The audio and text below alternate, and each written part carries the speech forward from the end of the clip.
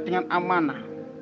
Setiap pekerjaan atau usaha harus dilakukan dengan penuh kejujuran dan komitmen agar harta yang diperoleh tidak membawa dampak negatif bagi diri sendiri dan orang lain. Itulah. Jadi Islam tidak mengajarkan tidak hanya sekedar mengajarkan harta yang milik pribadi, tetapi juga mengajarkan bagaimana kita menjaga harta yang ada di seluruh alam semesta. Kita tidak boleh berbuat sewenang-wenang walaupun kita punya kemampuan. Karena manusia adalah khalifah fil ardi, pemimpin di bumi, maka sudah selayaknya, sudah sepatutnya menjaga harta yang ada di alam semesta ini.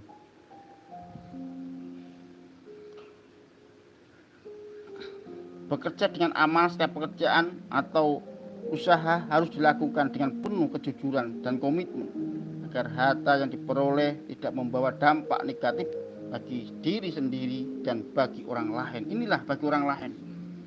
Kita mengambil kekayaan harta di alam semesta, mengambil air sewenang-wenang, mengambil kayu di hutan sewenang-wenang, mengambil batu-batuan di gunung sewenang-wenang.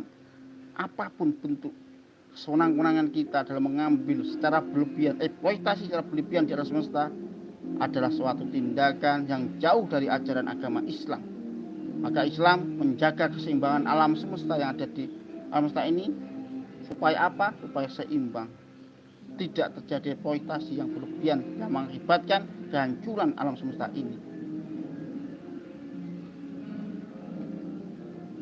Pengelolaan harta zakat dan sedekah. Kewajiban zakat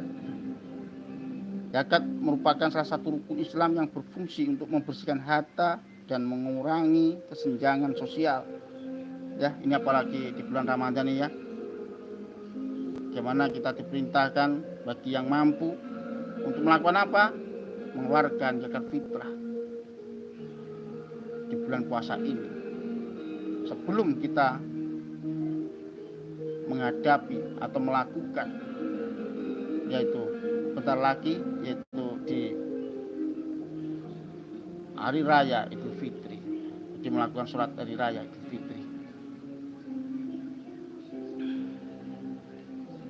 Apalagi zakat merupakan salah satu rukun Islam yang berfungsi untuk membersihkan harta dan mengurangi senjangan sosial. Dengan menunaikan zakat, seorang muslim ikut berkontribusi dalam pemerataan rezeki di masyarakat. Amal dan sedekah. Selain zakat, sedekah dan infak juga dianjurkan untuk membantu sesama. Hal ini tidak hanya mendatangkan pahala, tetapi juga memastikan bahwa harta yang dimiliki bisa membawa manfaat bagi yang membutuhkan. Larangan riba dan kecurangan. Riba, Islam melarang praktek riba karena dianggap tidak adil dan menimbulkan eksploitasi transaksi keuangan. Harus dilakukan dengan prinsip keadilan dan saling menguntungkan. Transparansi dalam berbisnis maupun mengelola keuangan. Transparansi dan kejujuran adalah nilai yang harus selalu dijaga untuk menghindari kerusakan moral dan sosial. Penggunaan harta untuk kebaikan.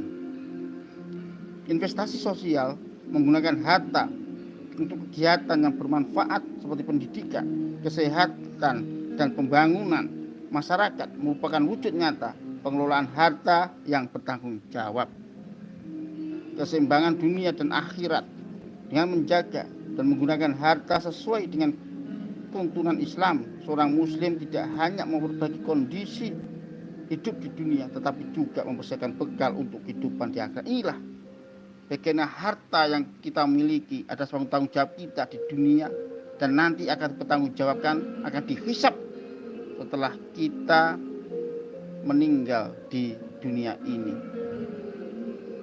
Maka sudah sepatutnya, sudah sewajarnya kita sebagai manusia selalu menghambakan diri bahwa kita adalah hamba dan menstatuskan diri bahwa kita adalah hamba Allah Subhanahu wa taala. Maka sudah selayaknya inna sholati sedune salat kula wa nusuki lan ibadah kula wa mahyaya lan gesang kula wa mamati lan mati kula lillahi rabbil alamin krana Allah taala. Kita memasrahkan bagaimana salatku, bagaimana ibadahku, bagaimana hidupku dan bagaimana matiku, semua dipasrahkan kepada Allah Subhanahu wa taala.